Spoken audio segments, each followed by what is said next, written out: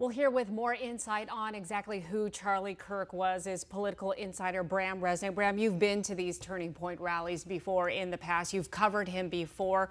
What was it about Charlie Kirk that truly resonated and impacted so many people? I mean, really millions, for somebody who technically never had or held a political office. Never held a political office, never attended college, and yet here he is recruiting all these young people at colleges and other places. He was a 31-year-old political prodigy, gifted speaker, gifted debater.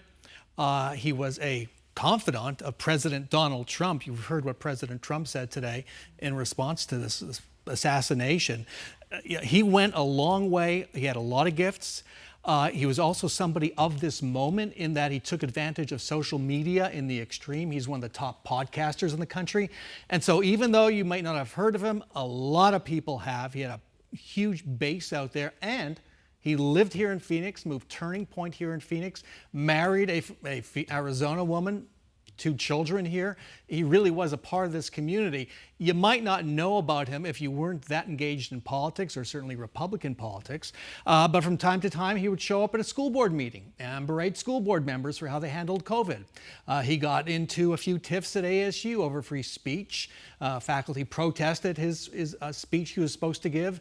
Michael Crow, the president of ASU, stood up for him. A little later, some folks in his group attacked an LGBT instructor on the ASU campus, and Crow condemned him for that. So he was on the national stage and also to some extent on the local stage. But I think, as Carson Carpenter just told us, he was most at home among the young people, and that was Turning Point's job. They have been very successful at it, turning young people into Republicans with conservative values. They've done that. Donald Trump gave him credit. Donald Trump appeared here in 2024 after winning the election, his first appearance after the election, and gave Turning Point credit for turning out the vote, the young vote, for Republicans and specifically for Donald Trump. Yeah, young males, I think. Young males, certainly a big part of it. But, you know, if you've been to one of his events, many of these 3-day events are kind of like parties.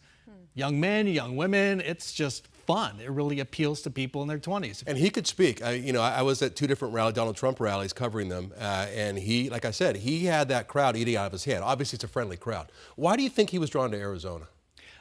Good question. I don't have the answer to that. I don't know if it was his future wife, perhaps. I do know there was one backer of his, because early on, this is a young man who just graduated high school.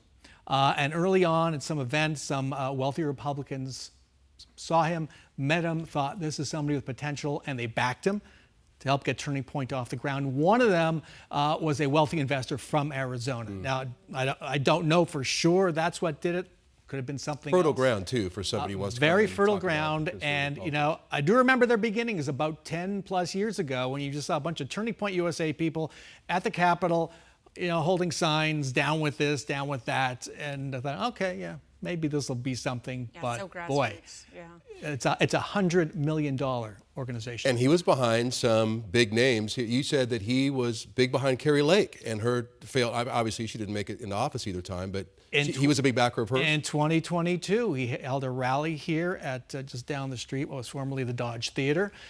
Carrie Lake spoke and got a big ovation. We believe that was sort of planned at the group, but Carrie Lake spoke. That was her debut. Donald Trump was on the bill that day too and remarked on the ovation she got. So Carrie Lake owes a lot to Turning Point. Turning Point is a pretty solid group of Republicans at the legislature on their side. Tyler Boyer, the second in command at Turning Point Action, Arizonan as well. So there's a strong Arizona group within the organization as well. You know, obviously, no matter what side of the aisle you're on, everyone condemns such a violent attack like this. And sadly, on the flip side, something like this has to happen to have everybody be back at center on the same page, that this is unacceptable.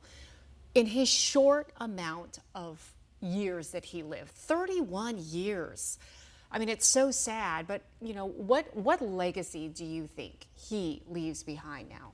Well, he reached so many young people at a very formative time in their lives, just like Carson Carpenter. There, countless numbers of them who went out and voted. think of the impact this has on them right now, and think, what are they going to remember when they're 40 years old? They're going to remember this, right? This horrible event at a formative moment in their lives. I can't say how it'll affect them going forward, but you know this will stay with them. Brahm, thank you for joining us. Sure. Good insight there. You know, and I feel like one of the things we don't know a lot about are these groups. I mean, Turning Point has a name that we've all heard, but there's a lot of these groups behind these candidates that end up getting them elected. And obviously, Charlie was very important there. Thank you. We'll continue to have continuing coverage of today's shooting throughout our newscast, throughout all the newscasts tonight. So coming up at 5, we're talking to an expert